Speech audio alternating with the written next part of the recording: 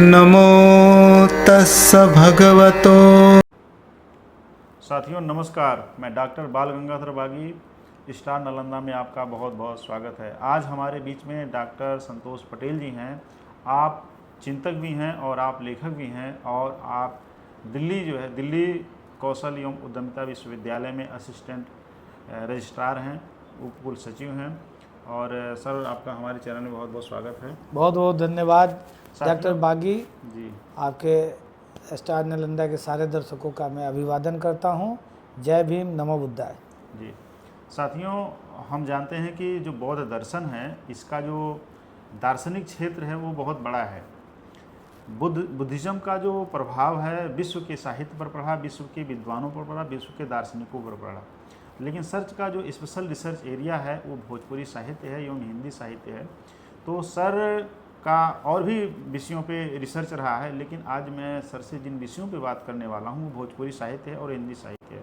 Sir, मैं जानना चाहता हूँ कि जो भोजपुरी साहित्य है, भगवान बुद्ध का जो भूमि है उसके आसपास का इलाका आता है भोजपुरी बेल्ट जो है, बुद्धिज़्म का प्रभाव भोजपुरी साहित्य में किस तरह से रहा है? बहुत ये जो प्रश्न है, अब ये इसलिए बहुत आवश्यक प्रश्न है कि मैं समझता हूँ कि भगवान बुद्ध की जन्मस्थली जी। सिद्धार्थनगर है। सिद्धार्थनगर के राजा शुद्धोधन थे। उससे सटा हुआ क्षेत्र जो है महाराजगंज का है, कुंवरवर्ती नदी है जिसकी चर्चा कवि राकेश पटेल ने भी की है। जी।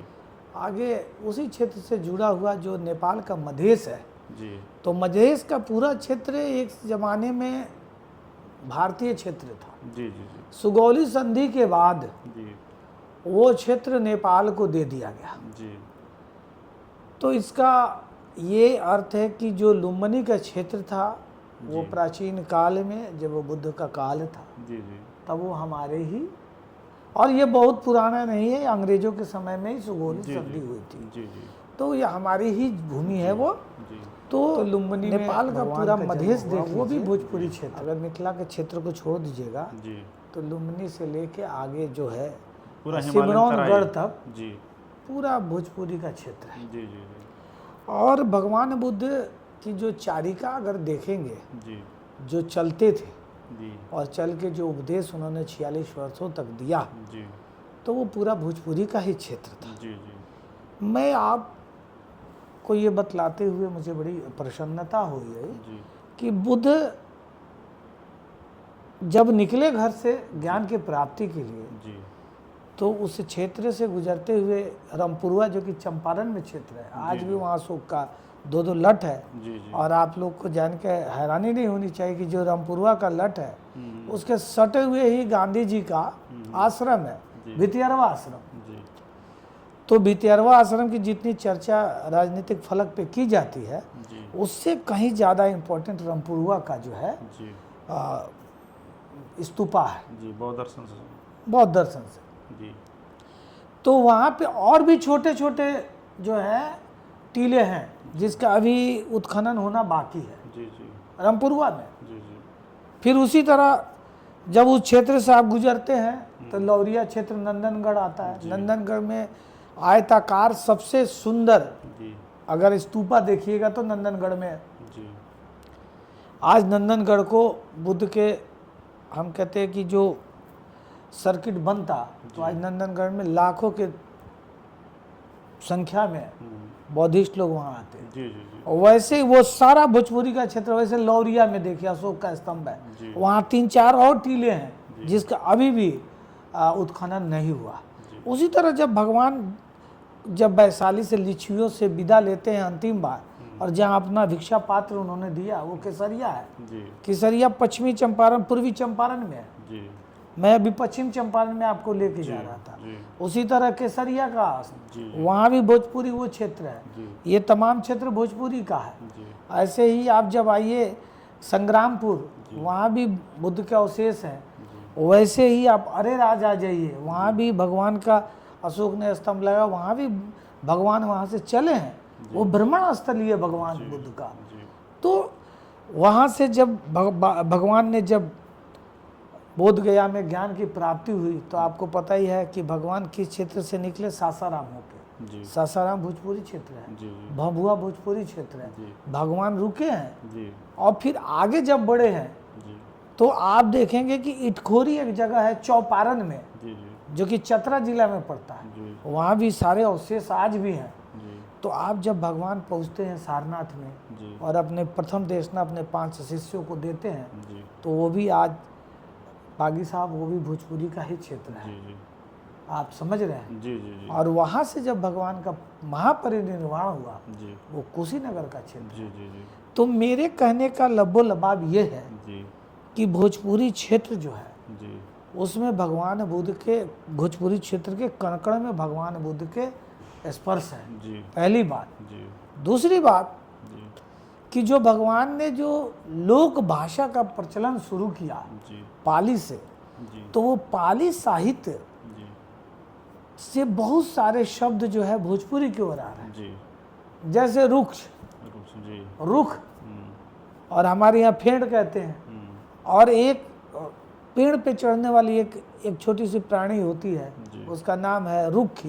हम्म, रुखी मतलब गिलहरी, जी जी तो रुख से रुखी बना, जी ये पाली के शब्द है। जी जी तो भोजपुरी ने बहुत सारे पाली के शब्दों को अंगीकार किया जी है। जी अब दिक्कत यहाँ ये है कि हमारे जो भाषा वैज्ञानिक हैं जी वो अभी भोजपुरी और पाली के बीच में जो तुलनात्मक और समानार्थक जो रिलेटिविटी का जो समानता के ऊपर बात करनी चाहिए, जी अभी नहीं हो पाई है। जी अब आपने कहा कि भोजपुरी पे प्रभाव, जी आपको बड़े जान के हैरानी होगी जी कि जब नागार्जुन जो कवि हैं मिथिला क्षेत्र के, उनका आपको तो नाम पता ही होगा कि वो नागार्जुन, उन्होंने नाम बुद्ध धर्म अंगीकार करने के बाद रखा।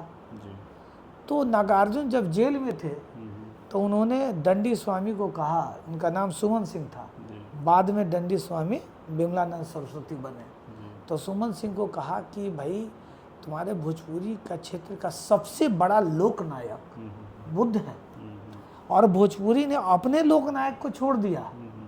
अभी भी वो जो वैदिक और परंपरावादी और बैमनिकल हेजमोनी से आए हुए नायकों को या मिथोलॉजिकल नायकों को लेके चल रहा है, जी जी जबकि आपके नायक के आज भी दांत बाल सब मौजूद हैं, जी तो भी जिसकी प्रूफ है कि वो दुनिया में आया, ऐतिहासिक एविडेंस है जी और साक्ष्य है सारे। हम्म, तो उन साक्ष्य के साथ जो इतना बड़ा महामानव है, जिसकी जो देशना है, जिसके जो विचार है, जो उनके करुणा, दया, प्रेम और जो भी उन्होंने स्कंद दिया, जी परिमिताएं दी, आयतन दिया, या फिर आपने जो ये क्या कहते हैं कि पंचशील का दर्शन पंचशील का दर्शन है, जी। वो सब कुछ दिया, उसको दुनिया ने माना। जी। आज कई सारे देश हैं जहाँ बुद्धिस्ट इतने बड़ी तो संख्या सर में हैं। जो भगवान बुद्ध के जो विचार हैं वो बड़े ही करुणामयी हैं, और उनके विचार सुनते ही ऐसे लगता है कि आप मेडिटेशन कर रहे हैं, पढ़ते हुए ऐसे लगता है कि हम मेडिटेशन कर रहे हैं। और भोजपुरी का जो मिठास है, उसका जो सार तत्व है, वो भगवान बुद्ध की उन देशनाओं से, उन तमाम चीज़ों से कितना ज़्यादा जुड़ा है। तो सर मैं ये जानना चाहता हूँ कि जो भोजपुरी भाषा पाली भाषा के प्रभाव से अपनी सारगर्भिता को बढ़ाई, आज वो कौन लोग हैं कि जो साजिशन भोजपुरी भाषा को वल्गैरिटी में ढकेल दे रहे हैं, और वो भोजपुरी जो कभी पाली से निकली, कभी भगवान बुद्ध के दर्शन से प्रभावित रही, आज वो वल्गैरिटी का शिकार हो गई है। इस पर सर आप क्या कहना चाहेंगे? हाँ बागी जी, इसमें आपको दो चीज़ों को देखना ज़रूरी है, साहित्य, दर्शन, जी और एक और सिनेमा जी और बाजार की संगीत। जी देखिए, ये जो बाजार की संगीत होती है ना, वो अब शब्दों को वो तय करती है, जी और जो दर्शन है ना, जी बाजार को केवल पैसा कमाने से मतलब है, जी उसको दर्शन से कोई लेना देना नहीं, पहली बात। जी दूसरा चीज़ है कि जो वर्गालिटी की ओर भोजपुरी बढ़ी, प्रोनोग्राफी की ओर बढ़ी, अश्लीलता की जो ठप्पा लगा, वो भी एक प्लान्ड उस भाषा को मारने के, जैसे पाली को मार दिया गया, जी जी पाली को जिस तरह से हत्या पाली की गई इस देश में, आज भी सत्ता ने पाली को कहीं अप्रूवल नहीं दिया। जी पाली भाषा को आपने क्लासिकल लैंग्वेज का दर्जा नहीं दिया। जब क्लासिकल लैंग्वेज भारत में तमिल को दे दिया, तेलुगु को दे दिया, मलयालम को दे दिया, आपने उड़िया को दे दिया, जी संस्कृत को दे दिया, जी जिस संस्कृत की पैदाइशी ही पाली के बाद है, जी।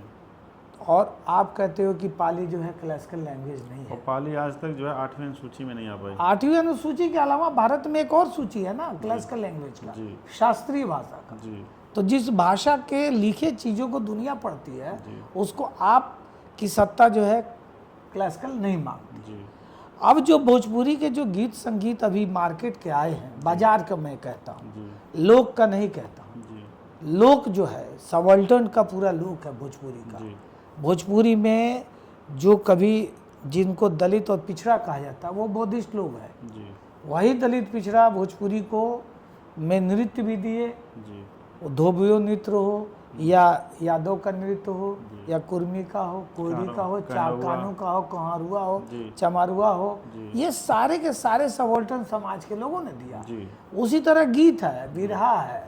तो सर जिस तरीके से उनके व्यवसाय को उनकी जाति से जोड़ दिया गया, उसी तरह से उनके संगीत को उनकी जाति से जोड़ दिया गया, बिल्कुल जोड़ा गया है। जबकि व्यवसाय और संगीत किसी जाति धर्म का नहीं है।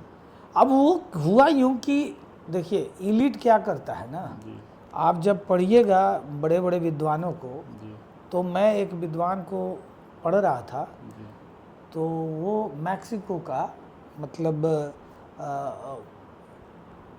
वो क्या कहते हैं कि वो एंथ्रोपोलॉजिस्ट है। जी तो एंथ्रोपोलॉजिस्ट है रिचर्डसन लिखता है कि हमारे समाज में हमेशा दो कल्चर रहा, दो कल्चर रहा, एक लो कल्चर, एक हाई कल्चर। जी तो ये जो लोक है ना, लोक में जो संस्कृति भी है ना, संस्कृति में भी बंटवारा है। जी बेशक लोग जो कह दें, जैसे हमारी वाचिक परंपरा है, तो हमारे लोक में जो दलित सबाल्टर्न जो थे, जो दमित वंचित महिलाएं, किसान, मजदूर, ये सारे लोगों को लिखने पढ़ने का अधिकार नहीं था। जी तो उन्होंने अपनी एक सौंदर्य शास्त्र डेवलप किया, संगीत के माध्यम से, जी गीत के माध्यम से, नृत्य के माध्यम से। जी तो चूंकि एक फैक्शन देखा कि अरे इन्होंने संगीत किया तो उन्होंने भी किया। अब गुड़ऊ का नाच है, गुड़ जाति जी गुड़ऊ का नाच करते हैं, तो देखिए वो कितने एक्सपर्ट है, हुड़का भी बजाते हैं। आपने देखा होगा जी हुड़का। जी जी आज भोजपुरी में बढ़िया बढ़िया गीत हुड़का बजा के गाए जा रहे हैं। ये कहना भी कि भोजपुरी में ही सारी अश्लीलता है, मैं इसको नहीं मानता हूँ। जी ये इसके खिलाफ एक प्लान जी जी साजिश है।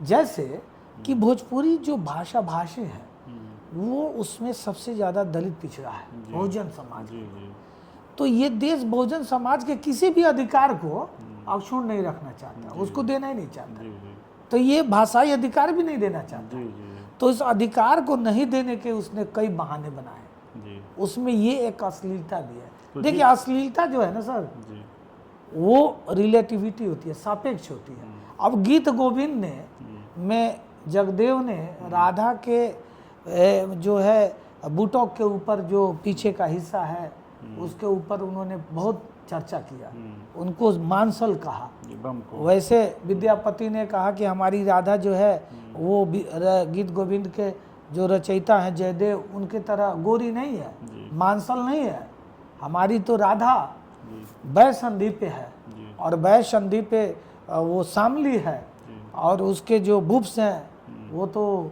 नारंगी की तरह है, मैं चाहता हूँ गागल की तरह हो जाए। उसी तरह आप देखिए कालिदास को, कालिदास ने तो पूरा ही शंकर और पार्वती के सुहाग रात का दृश्य ही प्रस्तुत कुमार संभवम में कर दिया। जी और बिल्कुल मतलब कि वो आप पढ़ लीजिए आपको लगेगा। तो भारत के परंपरा में संगीत आप उसको देखिए ना, भृतृहरि को देखिए श्रृंगार शतकम में, जी तो उसको वो लोग अश्लील नहीं मानते, वो उसको इरोटिक कहते हैं। जी जी यहाँ कामशास्त्र लिखा जाता है जी, वत्सायन द्वारा, वो सब इरोटिक है। जी जी अजंता एलोरा इरोटिक हो जाता है, सब कुछ इरोटिक है। जी लेकिन भोजपुरी की जब बात आती है तो अश्लीलता होती है। जी देखिए अश्लीलता जैसी कोई बात नहीं है, भाषाएं अश्लील नहीं होती है, आपका माइंडसेट तो अश्लील होता है। अगर ऐसी बात होती तो सबसे ज़्यादा पोर्नोग्राफी तो इंग्लिश में, यस यस जर्मन में, जी स्पेनिश में सर बनती है। जी तो उन सारी भाषाओं को आप क्यों नहीं घोषित करते जी जी। कि ये लोग सब पोर्नोग्राफी की भाषा तो है? सर जो भोजपुरी साहित्य के वो कौन कौन से विद्वान हैं या रचनाकार हैं जिन्होंने बुद्धिज़्म, जिनके यहाँ बुद्धिज़्म का प्रभाव हम देख सकते हैं, जिनकी राइटिंग्स में, जिनके चिंतन में, और वो कौन सी किताबें हैं जहाँ पे बुद्धिज़्म हमको स्पष्ट तौर पे दिखाई देता है? वाह, ये देखिए बागी साहब, भोजपुरी ने संस्कृत के बाद अगर भारतीय किसी भाषा में सबसे ज़्यादा भगवान बुद्ध के जीवन और देशना के ऊपर किसी ने बात की है तो वो है भोजपुरी। जी आपको मैं बताऊं,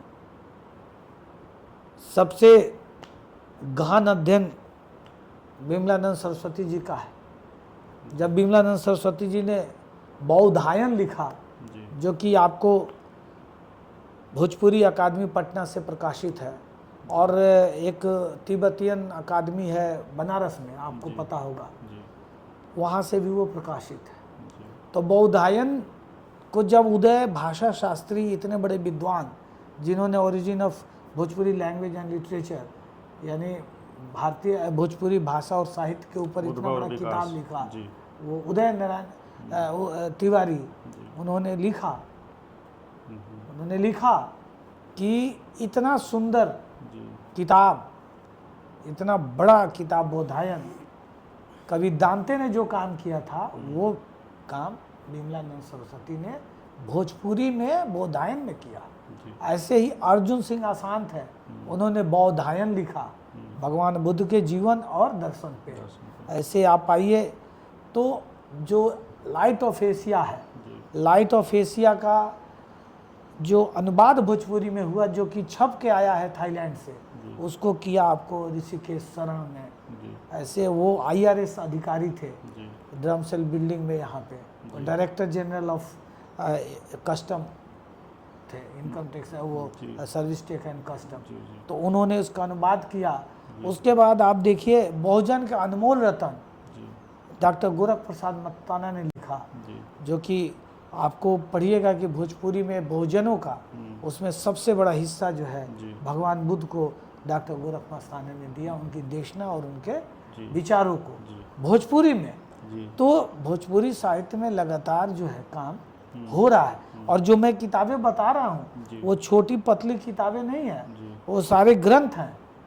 तो सर वर्तमान में भोजपुरी साहित्य पे कौन लोग लिख रहे हैं जो बुद्धिज़्म पे भोजपुरी साहित्य में, भोजपुरी भाषा में कौन लोग लिख रहे हैं इस समय जो है? देखिए वर्तमान समय में मैं एक चीज़ महसूस कर रहा हूँ, जी बुद्ध के बारे में, उनकी देशना के बारे में, और उनके दिए वचन जो बुद्ध वचन कहे जाते हैं, उस पे लोगों ने पुनः चिंतन करना शुरू किया है। जी ये हमारे लिए एक, हमारे अंदर एक आश्वस्ति देता है जी कि बुद्ध जो है, जैसे बाबा साहब ने बुद्ध को रिक्लेम किया, भारत में रीस्टेट किया, रीएनर्जाइज किया, और एक तरह से रिनोवेट करके उनको रीएस्टैब्लिश किया। जी तो मैं ये कहूँगा कि अब जो बहुजन का एक वर्ग उभर के आया है वो भगवान बुद्ध के ओर उन्मुख हुआ है। जी आपने जब सवाल किया तो मैं बताता हूँ कि एक जयप्रकाश प्रकाश जी जी। हैं, वो बगहा में है, जी चंपारण के, वो उन्होंने काम किया।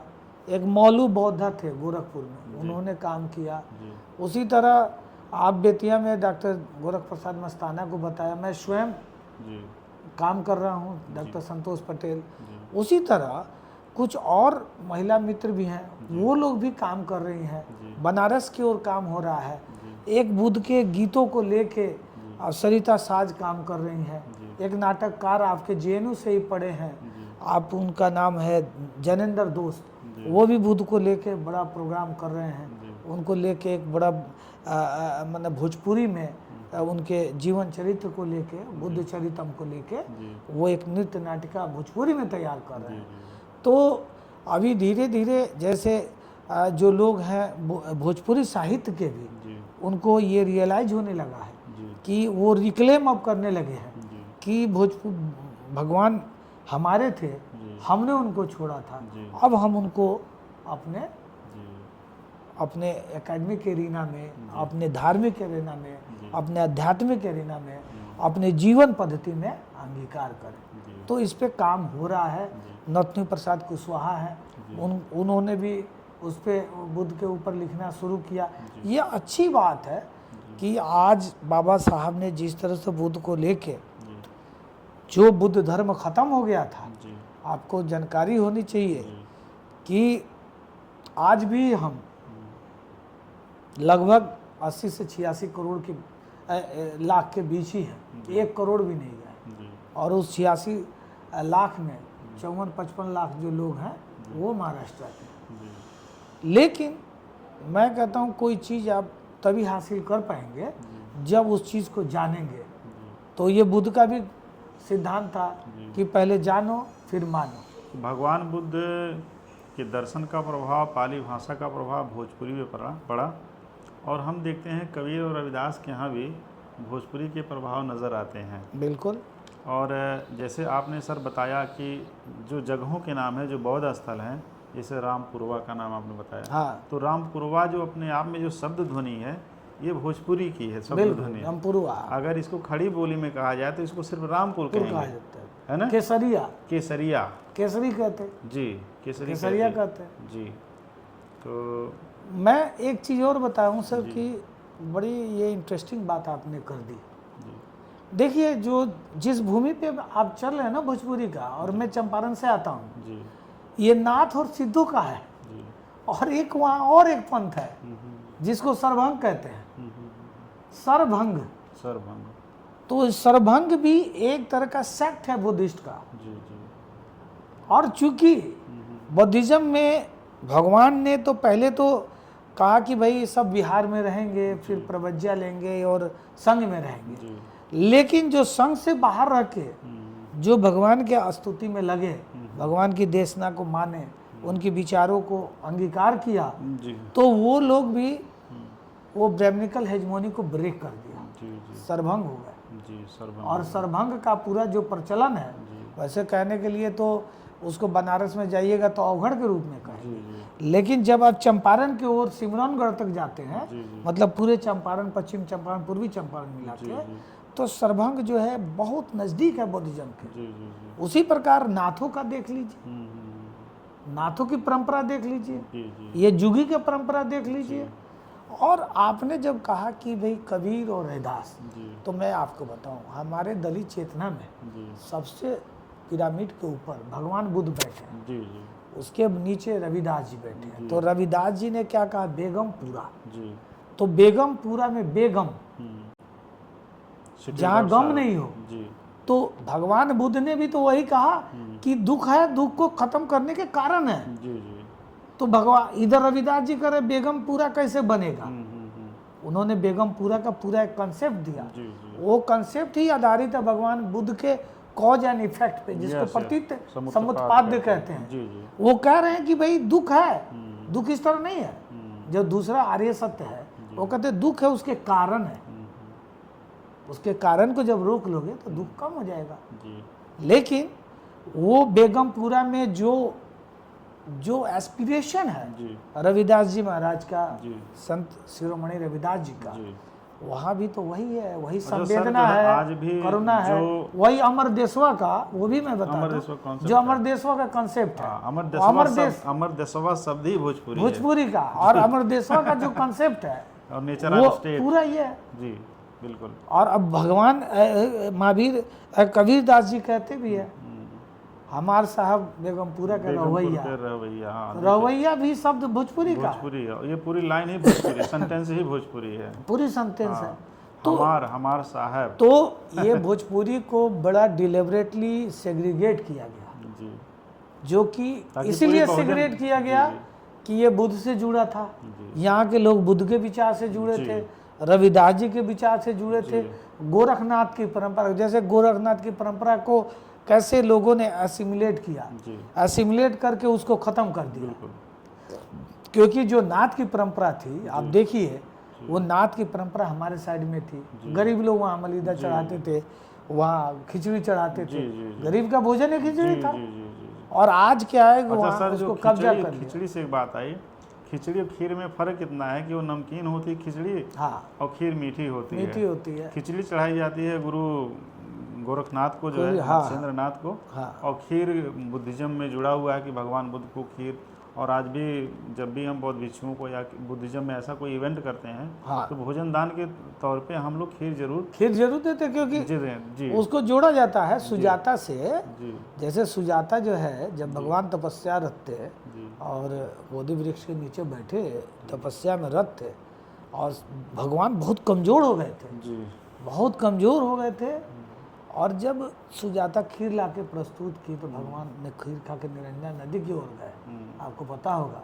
और उसी समय भगवान को इस चीज़ का, इस दर्शन का, उनको ज्ञान की प्राप्ति को, काया को कष्ट मत दो। ये जो काया है, जब आप उसको भूखा रखेंगे तो ये आपका दिमाग काम नहीं करेगा, नहीं करेगा। जी। अच्छा सर, जो लोक जीवन है, हाँ लोक जीवन में भोजपुरी का प्रभाव है, हाँ और लोक जीवन में जो गीत संगीत महिलाओं के द्वारा हमारी माताएं बहनें जो गाती हैं शादी विवाह के मौके पे, किसी के जन्मदिन के मौके पे, या किसी दुख की घड़ी में जो उनका एक वियोग गीत होता है, तो आज भी जब मैं बचपन से सुनते रहा हूँ, चूँकि मैं भी भोजपुरी बेल्ट का ही रहने वाला हूँ, हाँ तो उनके गीतों में एक करुणा, एक दर्द हाँ छिपा रहता था जो है। और लेकिन उनके गीतों का जो क्रैक्स या लब्बो लुबाब जो होता था, उसमें कहीं ना कहीं बड़ा प्रेम, स्नेह, दया, करुणा, वो तमाम चीज़ों को मैंने खुद महसूस किया है। और आज भी अगर ध्यान से उन गीतों को सुने जो माताएं बहनें गाती हैं, कुल गीत भी गाती हैं, हाँ हाँ शादी विवाह के मौके भी जब चूल वगैरह हाँ, ये सब बनाया जाता बिल्कुल है, बिल्कुल। तो उसमें जब वो अपने पितरों को, जिसे नेवतना वाला शब्द हाँ, कहते हैं, पितरों को नेवता नेवता जाता है, तो उसका मतलब ये कि कुल गीत हम अपने हाँ, कुल कुल खानदान खानदान के का, हाँ। कुल खानदान को हम याद करते हैं। तो ओरल हिस्ट्री में मैंने ये देखा कि शादी विवाह के कार्यक्रम में क्या नाम है, लोगों के यहाँ इतना बड़ा एक स्तूप की तरह बनाया जाता है, जिसको बुद्ध नेवार कहते थे जो हाँ है। हाँ हाँ और जब मैंने अपनी माता जी से पूछा कि क्या है, उनका बुद्ध नेवार है, और जब मैंने उसको देखा और सारनाथ के स्तूप को देखा, बिल्कुल हमको सिमिलरिटी मिलती है, Similarity बिल्कुल एकदम आप मिली। ठीक कह रहे हैं। और उसमें 5 जगह टीका गया था। तो भोजपुरी भाषा में ही सिर्फ बौद्ध धर्म का प्रभाव नहीं है, ये जो पूरा जो समाज है, हाँ हाँ हाँ, जी भारतीय जी समाज जी जो जी है, जी जी। उसके लोक रंग में बौद्ध धर्म का प्रभाव है सर जो है। सर, तो आप ये देखिए कि जब ये देश बुद्धमय था, जी तो जब पूरा देश बुद्धमय है जी तो वो तो अंतिम आदमी तक गया है ना। जी उसको बहुत सिस्टमेटिकली सेग्रीगेट किया गया, जी उसको बहुत सिस्टमेटिकली जो है उसको एलाइनेट किया गया, उसको समाप्त किया गया। आपको पता ही है कि जब अशोक के अंतिम जो मरे के जो अंतिम राजा वृद्धत थे, उनकी हत्या हुई, उस हत्या के बाद जिस तरह से शुंग वंश का स्थापना हुआ जी और जिस तरह से शुंग वंश ने बौद्धिस्टों को ख़त्म किया, जी तो आपको पता ही है कि कई लोग भाग के पहाड़ में चले गए, कांगड़ा में चले गए, कोई हिमाचल में चला गया, कोई कहीं चला गया। देखिए, आपका जीवन बचेगा जी तो बहुत कुछ होगा। अब जैसे नेपाल में था, तो नेपाल के राजा वीरेंद्र, वो विक्रम शाही थे, वो वीरेंद्र शाही, तो शाही का जब राजा आया तो उसने बौद्धिस्टों को ख़त्म किया। जी तो वहाँ पे ये था कि बुद्ध का फोटो तो नहीं लगेगा, राजा का खाली लगेगा। तो सत्ता भी धर्म को संचालित करती है और संपोषित भी करती है, क्योंकि मौर्य काल में भी सत्ता ने ही भगवान बुद्ध को संपोषित किया। लेकिन वही आके जब शुंग वंश आया तो बुद्ध के विचारों को काटने के लिए कई तरह के वहाँ पे काम किए गए, तो कई तरह का वो किया गया, मतलब कि पूरे स्तूपा ख़त्म किए गए, पूरे ये ख़त्म किया गया, सब कुछ ख़त्म किया गया। सर बहुत बहुत धन्यवाद सर आपका जो है। और हम नेक्स्ट वीडियो में और नए विषय के साथ सर से हम विस्तृत चर्चा करेंगे। और हमारे साथ जुड़े थे डॉक्टर संतोष पटेल जी, और आप कवि भी हैं, आप चिंतक भी हैं, आप लेखक भी हैं, और आप एक सक्रिय समाज के लिए समर्पित बुद्धिस्ट कार्यकर्ता भी हैं। और हम नए वीडियो में आपसे फिर मिलते हैं, तब तक के लिए नमस्कार। नमस्कार।